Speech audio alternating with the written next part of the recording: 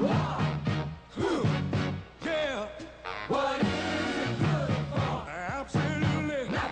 actually, war is one of the most interesting sources of tension in literature, screenwriting, and tabletop games. War can be the premise of an entire setting, the center of the plot, or a consequence of events that occurred throughout the story. In this video, we're going to talk about the structure of war, its place in our tabletop campaigns, and how can we tie it to the story in a way that inspires emotions in our players. Ready? Let's go!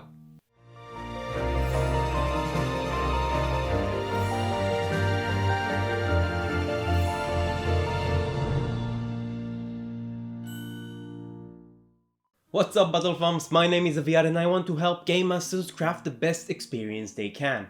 And today we're doing it with war. But before we dive in, I'd like to thank the sponsor of this video, Seeds of Wars. For those of you who haven't seen their first Kickstarter, Seeds of Wars is a tabletop system designed to take your characters from heroes to rulers. Capitalizing on the idea of factions, the system lets the players act on an epic scale with rules for diplomacy, espionage, war, and many more. Seeds of Wars is system agnostic, which means you can add it to your existing game whether you play D&D, Pathfinder, or any other system. You can also choose exactly how often you want to use it, making the transition as smooth as you need. Personally, I think it's a really cool way to make time skips more dynamic and interesting. Seeds of Wars is launching a second Kickstarter to create a specialized app that will make tracking everything accessible and easy. Check the link in the description for more information. And now, back to war.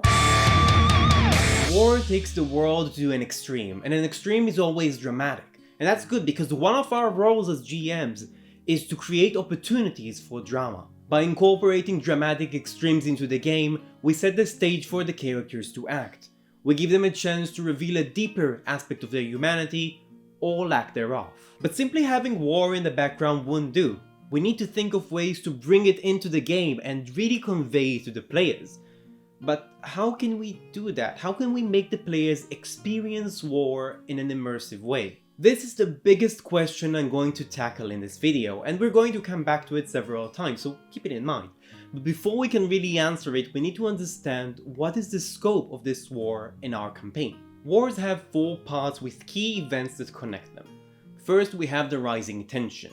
People can often feel that war is coming long before the first shot is fired. Conflicts between factions arise and diplomatic solutions to resolve them are not successful or non-existent.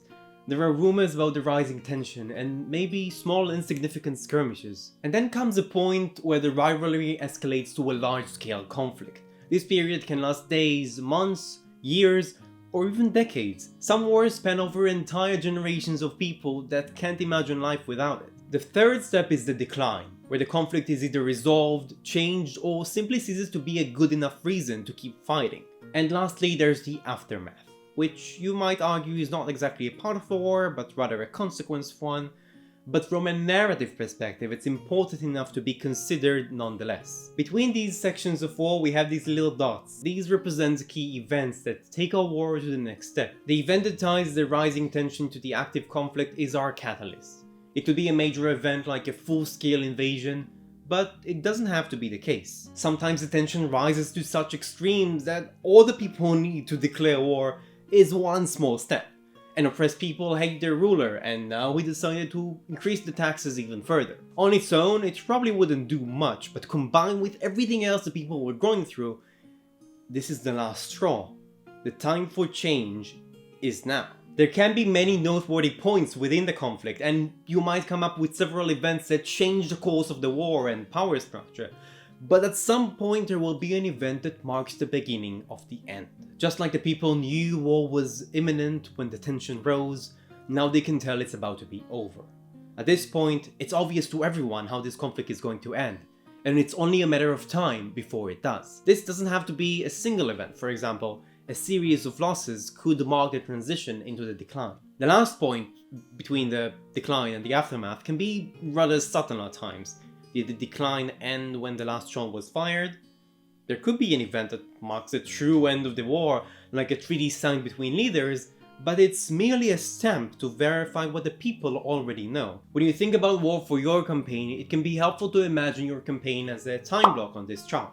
We can make it as short or as long as we want, and have it start before, during, or after the war. The overlap between the two will define the scope of the war in our campaign.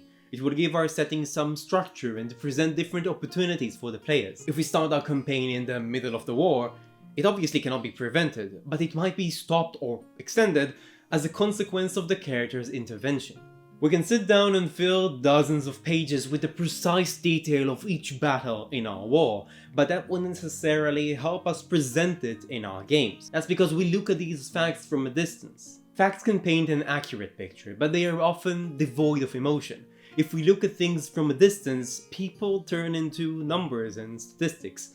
So if we want to create drama, we should aspire to do the exact opposite. To portray war in the most inspiring and emotional way, we need to focus on the individuals that it affects the most. Take Avatar: The Last Airbender for example. The story happens in the shadow of a century-old war. Katara, a waterbender who accompanies the Avatar, is heavily influenced by the loss of her mother in that war. She harbors hatred and trauma, and as the story progresses, we see the implications of war through her. By reducing the inconceivable loss of many to several stories, we are able to comprehend the nature of war and empathize.